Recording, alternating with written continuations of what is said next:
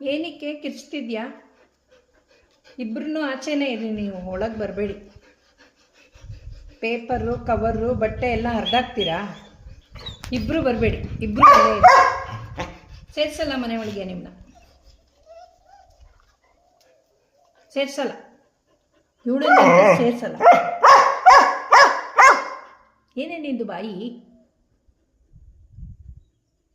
ಏನು ಜೋರಿದೆ ಇವಳ್ದು, ನಾಲ್ಗೆ ಬಾಯಿ. ಏನಿದು ಗಲಾಟೆ?